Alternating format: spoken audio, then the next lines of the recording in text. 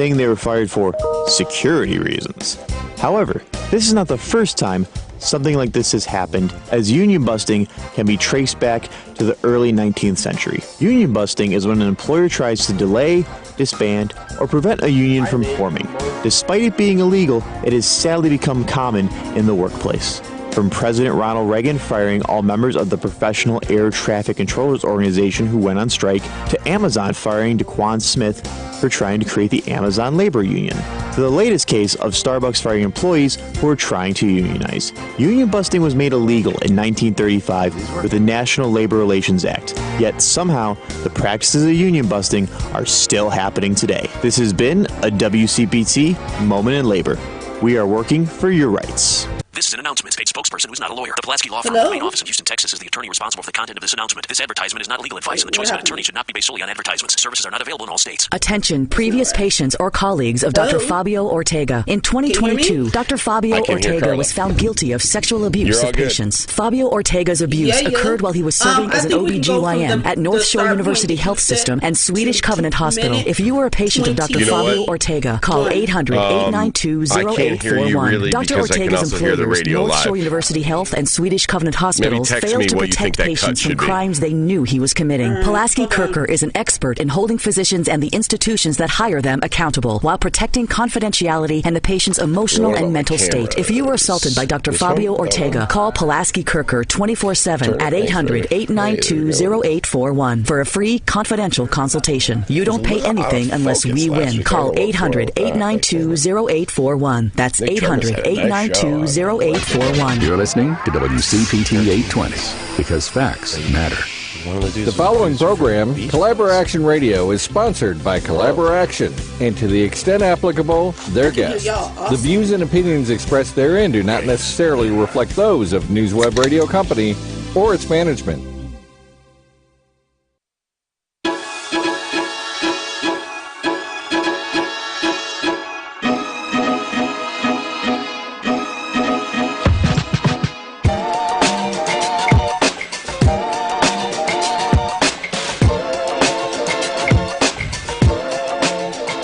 Stillwell. Can you hear me? Can you hear me? I can hear you. I'm at my house. Wow. Hi, hey. Technology. I haven't been in the studio in so long. So I hope I sound okay. You sound very okay. All right. Are you going to freestyle or not? I don't know if I'm going to freestyle until the end. I might take us out with one. Hello. Hey.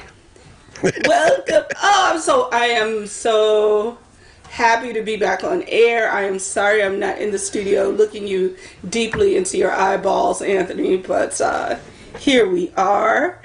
Welcome to Collaboration Radio at the intersection of art, activism, and social change. And as usual, we were jamming to DJ Lady D. That was me again. That was me. Sorry.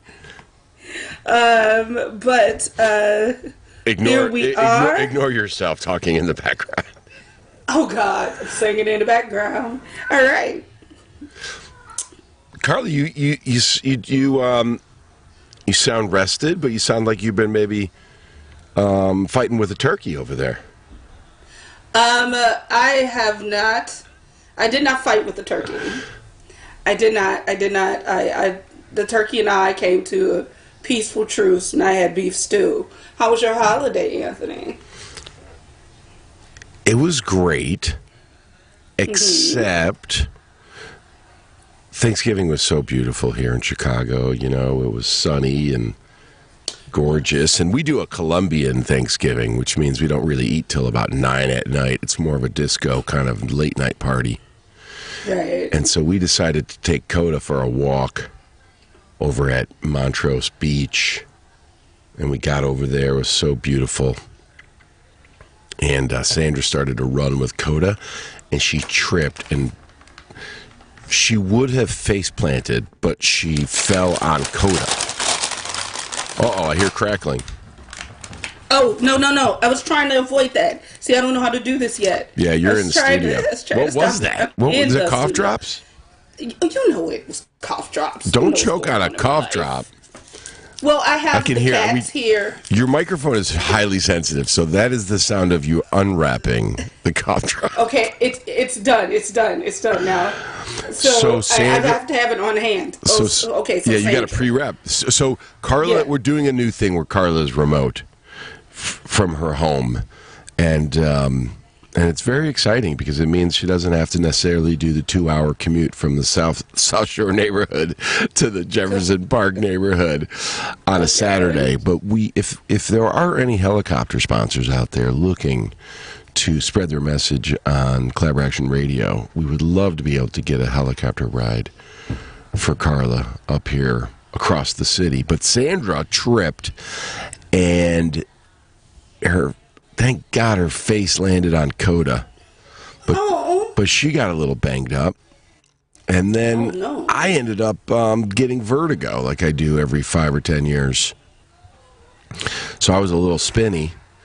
And so it was a little wonky Thanksgiving for us. But yesterday was wonderful. We did go see Nick Tremulous and the Prodigals Wednesday night at Space at Evanston. He was on the show last week.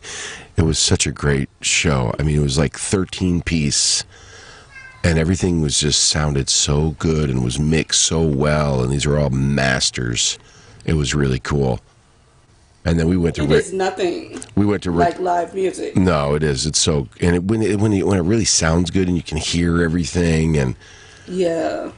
It was nice. And then we went to Rick LaChapelle's surprise 70th birthday party last night. Aww. So that was cool.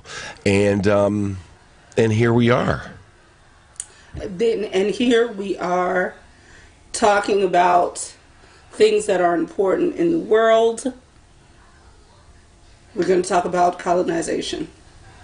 Oh, colonizers. Oh, colonizers.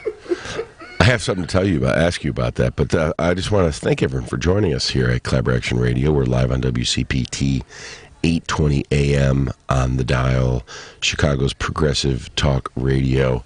And also we're streaming live on Facebook and WCPT.com, Collaboration's YouTube, where you can catch past episodes, and also on Spotify and Apple Podcasts. We've had 22 shows thus far, and I can't even believe it. This is number 23, and Carla's going to do a little history lesson about colonizers today, and which is a web series pilot that Carla made, that Carla wrote and Collaboration produced. And I was doing a interview with a person in the media who I will not name, only because the article is not out yet, and it's doesn't need to be announced by me right now. But when I was talking about colonizers, and the journalist said to me, "Oh, is that a play on the Walt Whitman poem?"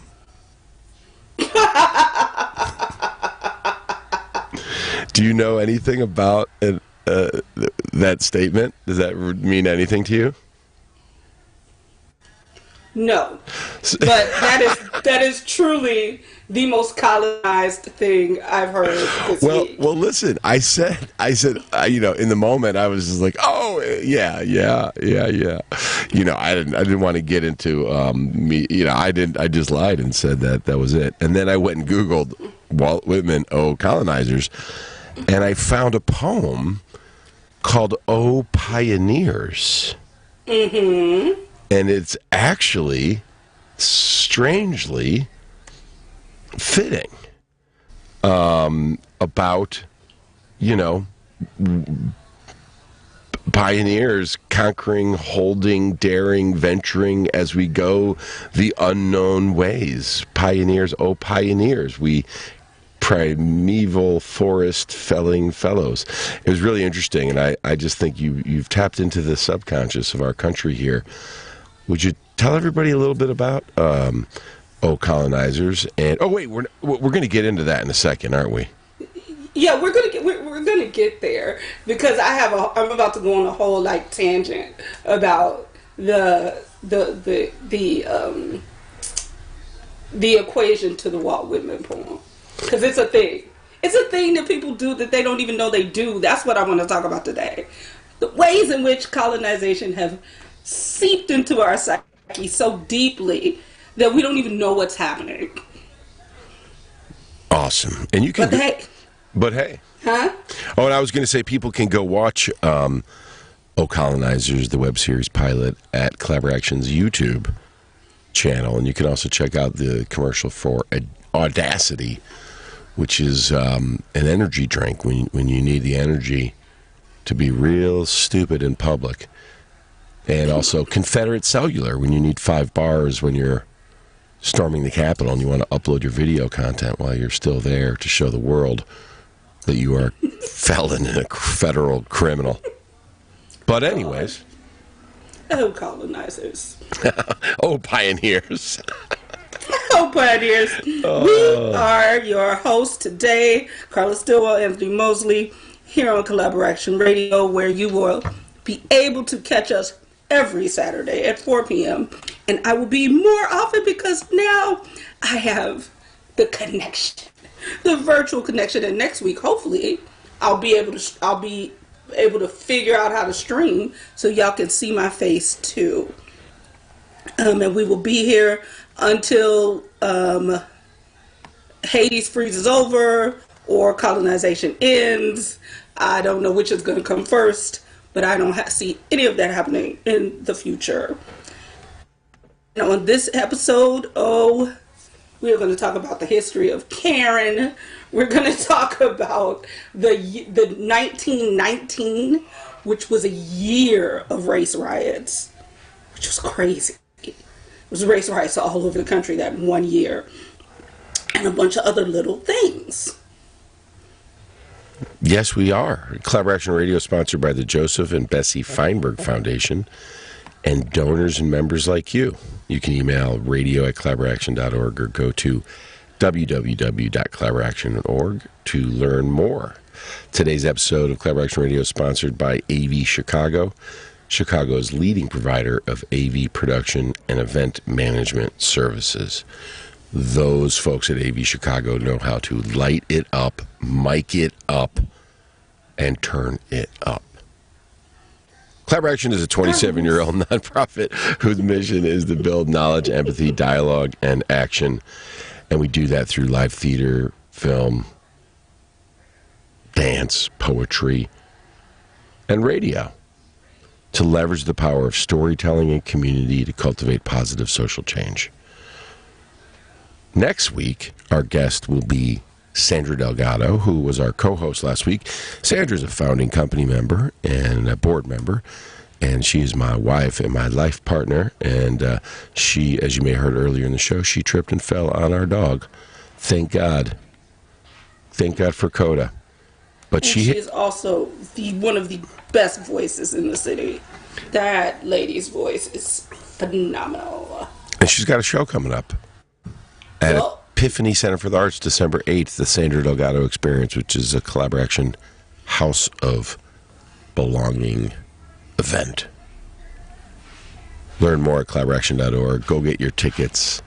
There's some tables that you can get a table if you want to have 2 or 4 right in the front. And there are some general admission tickets where you can kind of have a seat, but also get up and dance. And Epiphany Center for the Arts is a beautiful Gothic cathedral, former church, now turned music venue.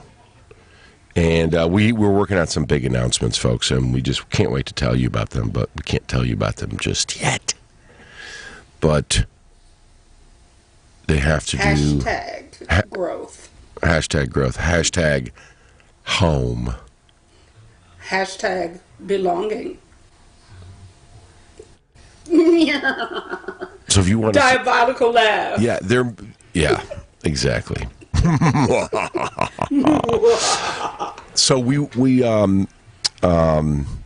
wanted to maybe start today with a moment from a past show. Henry, were you able to grab that? Mm-hmm. Did that work? Great. Yes. And Carla, where did you want to start that? Let's start that at the 9-minute mark that you had initially 9:30. 9:30. 9:30. You want to set it up for everybody?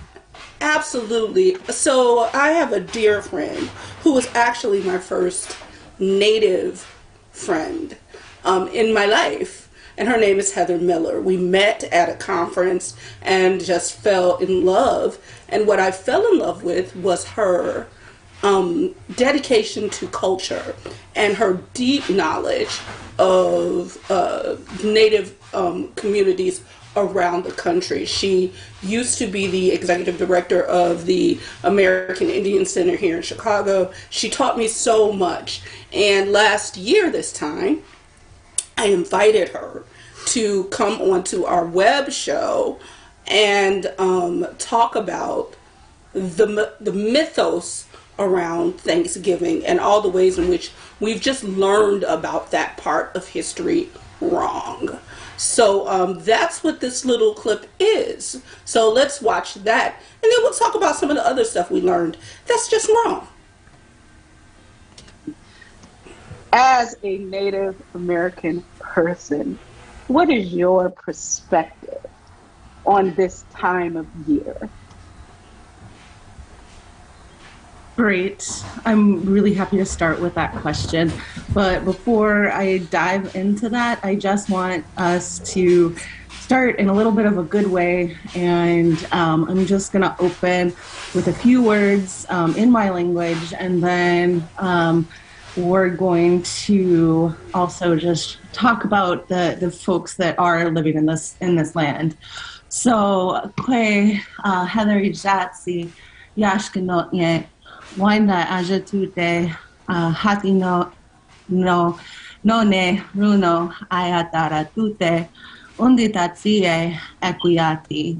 And I just said, hi everyone, my name is Heather. It's a pleasure to be here. I am Wyandotte. I am a member of the Bear Clan, and I'm here in Chicago talking to you all today. Chicago is the home of the Council of the Three Fires, our Potawatomi, our Ojibwe, and our Odawa relatives. They were the ones that would have traditionally called this area home. We still have a large, incredibly amazing and diverse Native population here in Chicago who's very active in terms of reliving or making sure that their history and their heritage is acknowledged and is practiced every single day. Native people here in the city of Chicago make up one of the largest populations of urban Indians in the entire country. We've got about 100 different tribal nations represented here, and that's pretty incredible when you think about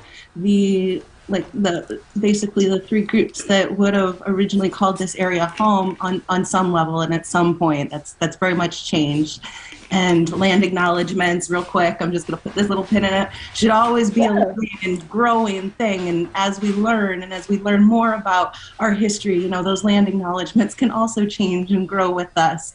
But it is also really important to recognize that we have a whole history of Native folks that call this place home, that lived and still live and still caretake for this amazing land that we live on. So we're going to start there.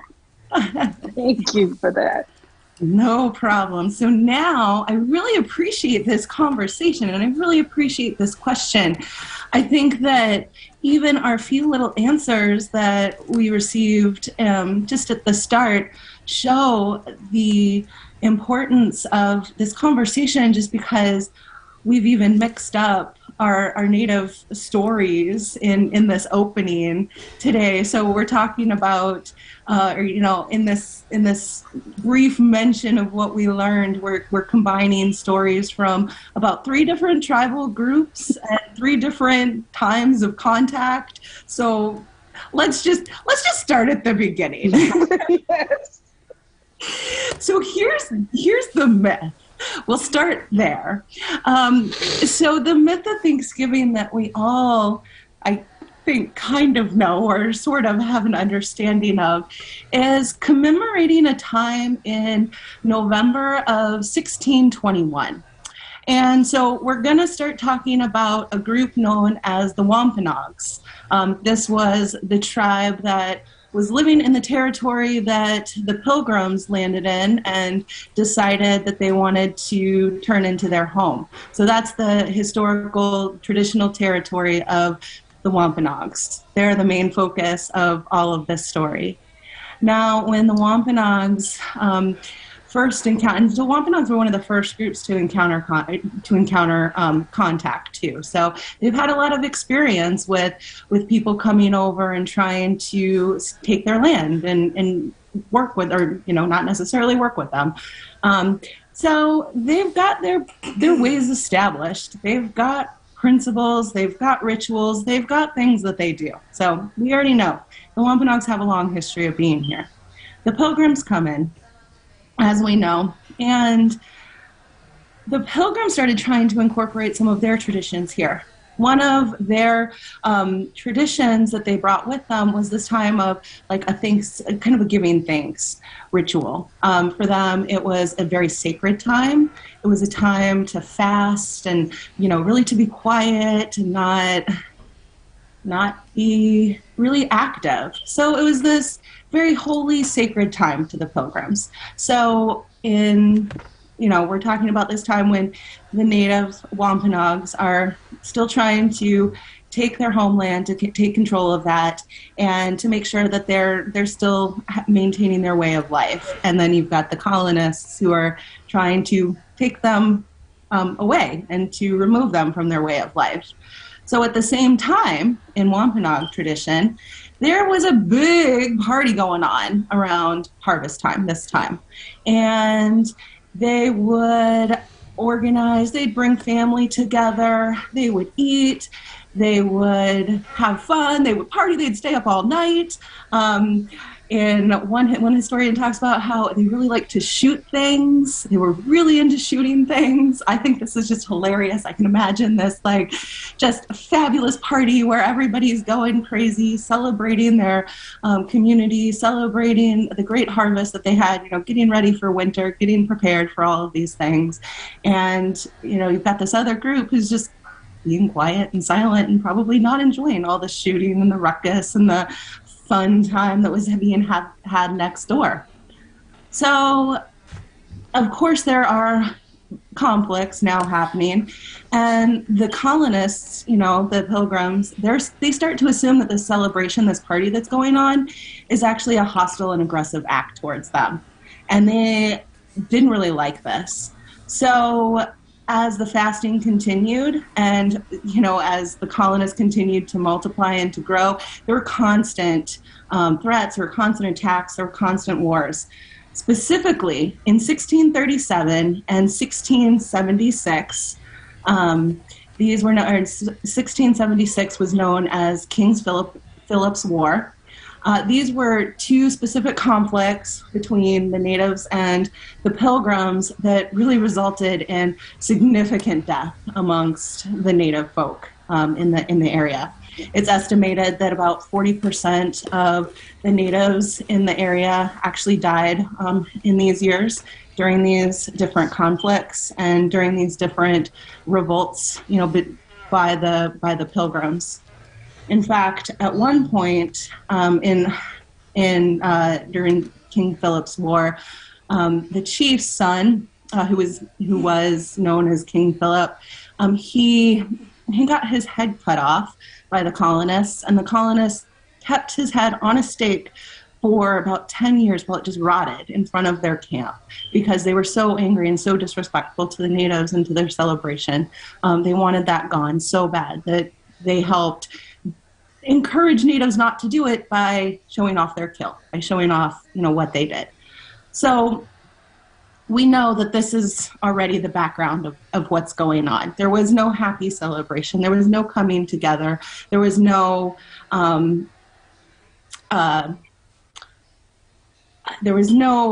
celebrating in that myth that we often heard. It was really conflict over conflict over conflict.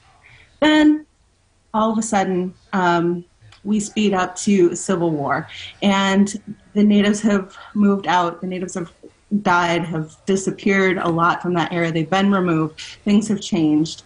But in 1841, another key element of the Thanksgiving myth is put into place.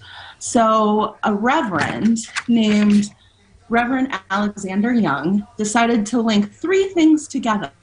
So remember in that 1621 time, those pilgrims were celebrating with their fast and their time of autumn harvests. So they took that, so our Reverend took that concept. He also took that concept of the native Wampanoag celebrating and rejoicing in their party. So he took that idea of rejoicing. He took that autumn festival of harvest idea, and then he just decided he really liked the name Thanksgiving, literally just like that name. And so he tied all of those three things together and created what has now become this real myth of Thanksgiving. He created this idea that the Indians had this celebration, this giving thanks celebration. They shared with the pilgrims. They helped bring them into survival. They helped their existence. They helped them, continue their way of life. So we start establishing this myth, this narrative of how the colonists, were saved basically by the native folks. Then in 1863, here's where we get a little hometown connection. President Lincoln declared the last Thursday of November as this holiday that we now know as Thanksgiving. So again, we've got this we've got these ideas from history and a way to help create some understanding of our past. We've got a narrative that was written by a non-native person helping to describe this holiday. We've got a president then that declares this as a holiday, makes this an official day.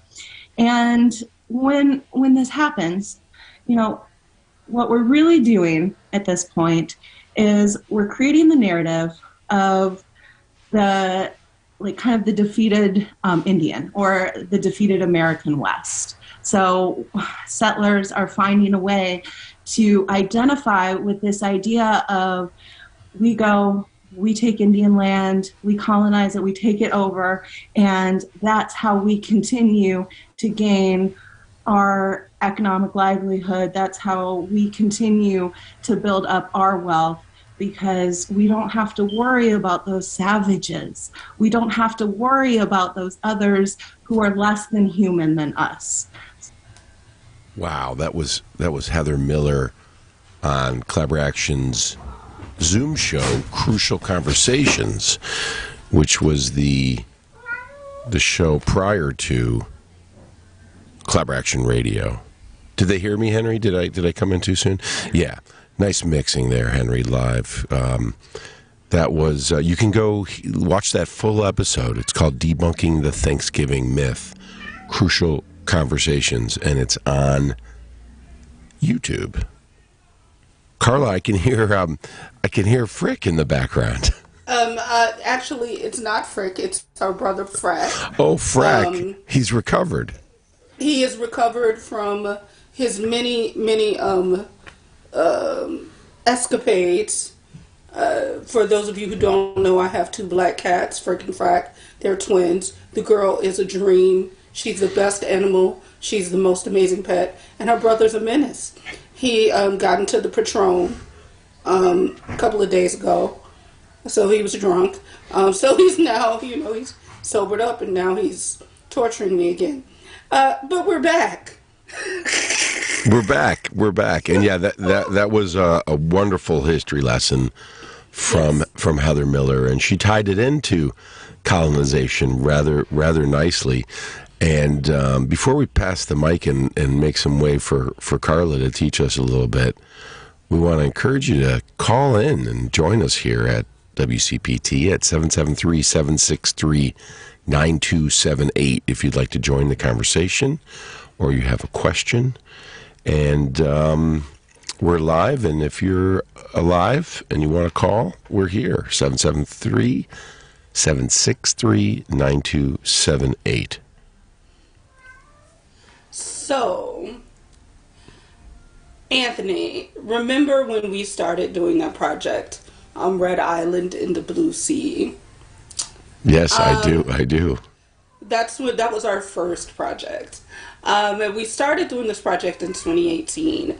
And I was like, because one of my personal artistic philosophies has been Americans don't know enough about history for it to be fictionalized.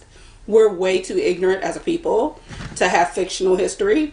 So we have to have a baseline of fact, and that is artistic, that is given to people.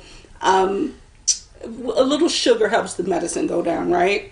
So we need to find a way to wrap the facts of our existence, especially here in the Americas, in a way that people can understand what actually happened, so we don't keep making the same mistakes. But that was 2018 and 2019.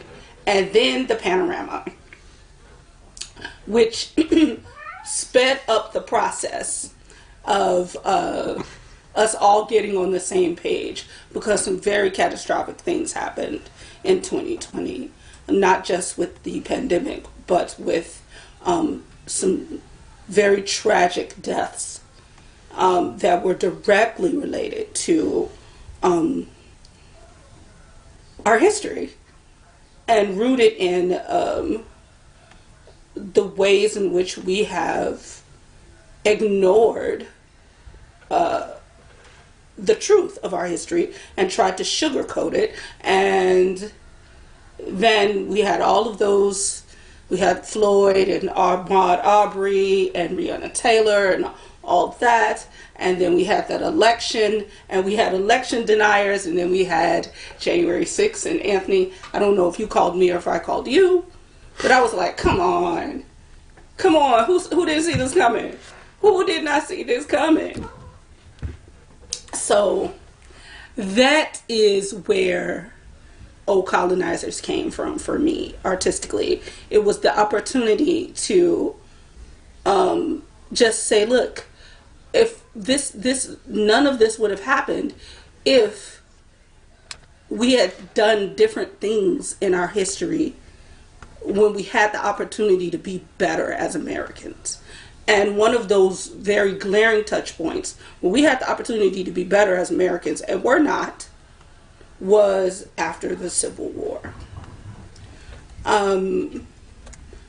Because there was a moment that was called Reconstruction after the Civil War. And it was the most black people that had ever been senators and congresspeople were in government. It was all of this idea of how to build a way and a pathway forward for former enslaved peoples to have their own lands and their own businesses and their own communities. But the government did not support that transition by making anyone accountable for the Civil War. So none of those insurrectionists, none of those traitors in the Confederate Army were punished. What they were left alone because maybe they learned their lesson, right? But what happened, there was all of these Confederates, all of these racists that were left to redefine slavery in a different way. And what we call the period of Jim Crow. So it was very interesting stuff happening between 1865 and 1925. And I think 1925 is like the benchmark of the KKK. But between that point, that's when all this thing about Confederate statues and Confederate flags, none of that was a thing until the late 1800s, early 1900s. And those statues were built all over the South as intimidation tactics. 1919 was a tragedy because it was right after World War I, where all these people had gone to war and all of the former enslaved had come up from the South and were taking factory jobs and making money. And when these white men came back, like Red Summer in Chicago, 1919, it was other cities in the North that it happened in New York. It happened in other places in the same year, where it was all of these riots because how dare these black people be working. We know about Tulsa was 1921, the bombing of Black Wall Street, because there were all of these black people trying to live, and white people that had not been punished, that had not been checked for the treasonous act of the Civil War, were now creating this segregation, systemic racism in a different way. It's not a conspiracy if people are really out to get you. So that's one level that we can access. And that's why I was so mad then, Anthony. I was like, and another thing. So I did this whole thing tying the Civil War to the insurrection of 2021. But I don't think we as a people understand all the ways in which colonization has actually literally changed the ecosystem, our environment. Tell us. Fun fact. Do you know where sharks come from? I know. You know how sharks got to North America? I know, because I was in your class last year, too. So listen. This is amazing. Hold on. Let's get Henry in here, because he hasn't been in this classroom, and he misses you so much, Carla. I do, Carla. Oh, I miss him too. Meow. Meow, meow. Meow. Meow. Henry, do you know how sharks got to North America? I don't. Okay, fun fact. Not really fun, but a fact. During the Middle Passage, the time that is marked between 1619, that point in history where white folks don't want to talk about, between 1619 and the 1850s is when there was slave trade, the triangle of trade, and slaves were being brought from Africa to ports in the Caribbean, South America, and then North America, to where we live. So when the kidnappings first started, many of my ancestors were like, F this, I ain't going. So they would find ways. They wouldn't eat, they would starve themselves, they would throw themselves off the ship, they would do whatever they could to relieve themselves of the bondage.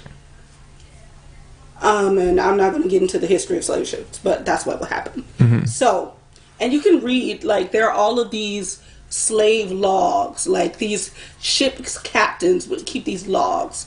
There was they would have these conversations about, wait a minute, how do we get the cargo to stop trying to off itself? How do we deter the cargo from trying to get free? So this is one of the tactics they used. They would bring all the slaves from the bottom of the ship to the top, and they would pick one person, and they would tie that in-captive slave to a chair, tie them to the chair really tight, and slit their skin so that they bled from many places. Drop them off the back of the boat and make everybody watch, and drag that body off the back of the ship. Sharks would follow the blood trail, and the enslaved would watch them be eaten by sharks. And that was a deterrent for people to jump off this ship. But what it also did was started the migration of sharks from the southern tip of Africa to North America. Really? That's crazy. I had no idea. Insane. Yeah. Jeez, that's so dark too. Isn't it? But this is what, like, when we have these conversations about, oh, we don't want to make white people feel bad, and we don't want to talk about that, and that was so long ago. Like, bruh, there was actually, like, watermelon is not native to the United States. Okra is not native to this place. Mm-hmm. It's here because there was a period. So the cargo, the slaves, were kidnapped from not just West Africa, that's like all kind of myth, from all over the continent. And where they were housed is on the beaches of West Africa. These places were called barracoons. These were communities where they would keep slaves for many, many months, sometimes years, until they had enough cargo, enough kidnapped Africans to fill a ship, right? To make the trip worth it. Mm-hmm. So these folks would be on these beaches for months, years, long time, and they didn't know where they were going or what was gonna happen. And while they were on the beaches, it was like, I don't know, the migrant tent communities we see now. So they would feed themselves and Lord, cough drop. Lord, cough drop. Frack, do your thing. Help me, Heimlich, their mama. Go. Bend over a quarter of a table, will you? Are you okay? I'm good. You know, the thing is that it's this mentality that, you know, other folks who are not as white as we are not human, that goes all the way back to the Doctrine of Discovery in 1493, which was a framework for Christian explorers to, you know, from the King and Queen of Spain, that basically said when you get to these other lands, if they don't look like us and talk like us and dress like us, you can kill them, take their land, take their culture, take their language. And I'm going to get to that. Oh, okay. Oops. Wait. So let me talk about, because the white girls be mad because black girls are like, stop putting cornrows in your hair. Here's why. Back to the seeds, because I'm not coughing anymore. Okay, good. So back to the seeds. So they didn't know how they would feed themselves. They didn't know how they would take care of themselves. So didn't know where they were going. So what they would do is they would take the seeds from okra, piece of sprouts from yam, watermelon, and they would braid it into their hair. So that whenever they got to wherever they were going, they would have food. Interesting. So that's so fascinating. I had no idea. Yeah, so this is where that anxiety comes from. Like you're it's like, it's just hair. We all culturally appropriate hairstyles. But jumping forward, the same just hairstyle was used as a roadmap. A lot of enslaved peoples would braid maps into their hair and patterns to help them get free when they were running from slavery. Oh, wow. I'm learning so much. It's crazy. Well, and that's all insane. Yeah. And that's the thing, right, Carla? When you see someone not just appropriate, but then be so ignorant, mm-hmm. and not have the time, energy, or respect to actually know, you know, when you do your hair. And I'm not saying I have not done things like this. I have never had cornrows, but I'm sure I have been ignorant and. I think there are some clothing pieces in my 20s that really I wore. I had no idea what I was wearing, and I would never wear those things today. But how do we learn? Well, we stopped trying to ban books. Mm-hmm. We stopped having this alternative history. Nicole Hannah Jones does the 1619 Project. And what people don't, and that is the 1619 is the first documented slave ship to hit the colonies. I think what is now Virginia, or North Carolina, with the first, I think it was 20 enslaved Africans. So part of this, what Anthony was talking about, this Treaty of Tartus, this doctrine of discovery, was you had to be white and Christian to be on the new land, right? So the beginning of this era, from 1619 to 1640, when they kidnapped Africans, they would baptize them on the shores of Africa into Catholicism so they could come to the shores to work as indentured servants. So there was this period. This is how you get when they talk about there were the free blacks. This is why there were free blacks in the 16th, 17th, 1800s. Everybody did not descend from actual chattel slavery. What had happened was there was a man named John Punch. This was a court case in the colonies in 1642.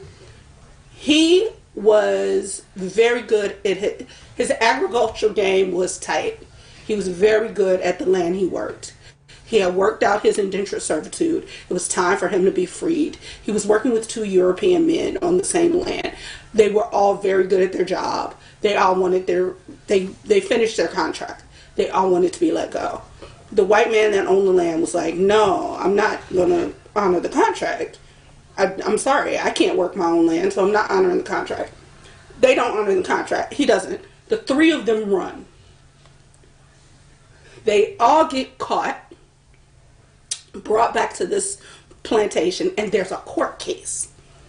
And the 2 white men were sentenced to a longer indentured servitude.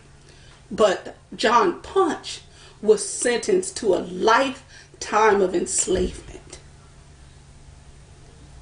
He was the first documented slave. And from that point, the baptism of Africans ceased. So all of you mugs that want to go, no, our history starts in 1776, eat dirt. No, like slavery was codified into our society before we had a constitution, before the Revolutionary War, by hundreds of years. And the doctrine of discovery was codified into federal law by the Supreme Court in the Johnson versus Emmentosh case, which was used to dispossess native peoples of their land. And then get this, it was cited in 2005 in a Supreme Court case, the city of Sherrill versus the Oneida Indian Nation of New York. And Justice Ruth Bader Ginsburg was, she was the one that cited it in the majority decision. So, these things that are the foundation of our systems are still silently, quietly, invisibly shaping the way we are with each other today. I want to end with this one because this is very interesting for Chicagoans. Hey, Henry. Hey. Do you know why you always hear bagpipes at police funerals? I actually don't. Ha. So, this is where classism intersects with racism. Ooh. So, back in the late 1700s, early 1800s, there was famine in Ireland. And the Irish and the Scottish were not the upper crust of Europe. So, but they were white and they were Catholic. So they could come to the New World to start a new life. So when they show up, the rich 1% landowners have to do something with them. They can't enslave them. They can't indenture them because they're Christian and they're white. But they're still poor and lower class. So they have to give them a job. So most of them become overseers. They become the militias that are slave catchers. This is where the term paddy wagon comes from. The Irish were the ones that were charged with moving Native Americans off of their land forcibly and killing them, and capturing enslaved folks that ran and bringing them back. The practice of moving, murdering, and capturing black and brown bodies was the first militias in our United States, which were the first grew into the first police academies and the first police departments, which is why things like bagpipes and other Irish cultural traditions are heavily embedded into every police department in this country. That's so fascinating. Yeah. And it just, there's so much there. Like black codes. Henry, have you ever heard about the black codes? Maybe a while ago, but refresh my mind. The short of it is that, after slavery was deemed something we don't do around these parts, a lot of states and counties in the South instituted black codes. And, one example was like, if you were not deemed to be tidy, if a black person walking down the street, their shirt wasn't tucked in, they could be arrested for not being tidy, or they would go to their house, and if their bed wasn't made, they would be arrested, and then they would go to the court, and guess what? There was a court fee. If you were a defendant in a black codes case, you had to pay $1 to the court, and if you didn't have $1, because you just got out of being enslaved, guess what? You had to go. You were imprisoned and put on the work detail. Interesting. Sound familiar? Yeah. Just another verb. Sound familiar? And it just goes and continues on, and then you end up with for-profit prisons, and you end up with certain neighborhoods that don't have schools with air conditioning or with working bathrooms or drinking fountains, and you have other schools that look like they were designed in Dubai and dropped into a perfect location right off of the Magnificent Mile. Yeah. And there were things, and after slavery, after the Civil War, during the Jim Crow era, there were sundown towns and green books.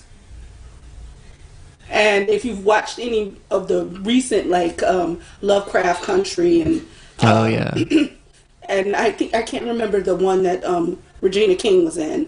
Watchmen. So good. On these things. So amazing. So good. They touch on these things. There were places where there are still places in this country where if you are black, you do not want to be past sundown. You cannot be there. You cannot be there. Someone will kill you and it will be fine and no one will look for you. So what grew out of that was the Green Book. Black folks had to map out all the places where it was safe to stop before sundown. If you were taking a road trip, if you were traveling, you had to map out all the places and where you could eat, where you could rest, where you could stop and not be murdered. Sound familiar? That's so horrifying. Carla, thanks so much for sharing and educating us.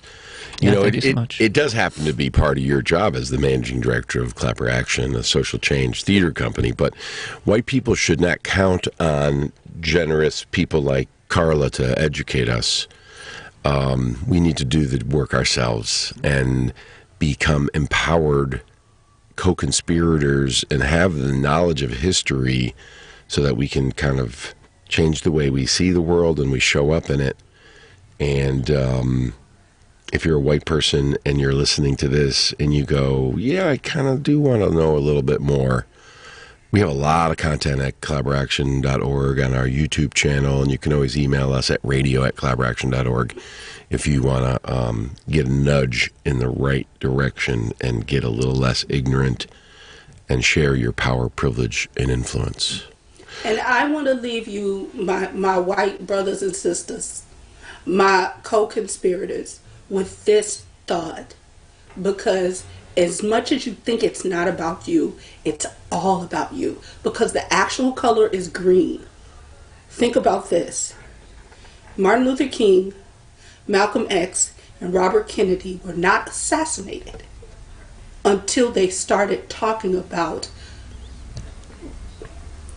oppression. They started talking about fiscal and financial oppression, until they started talking about unions, until they started talking about poor people, black, white, brown, working together for equity and parity in pay.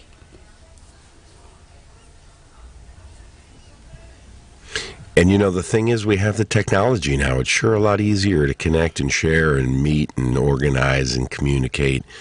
That's what we're doing here on Collaboration Radio as a digital platforms for our transmedia theater and film company here in Chicago.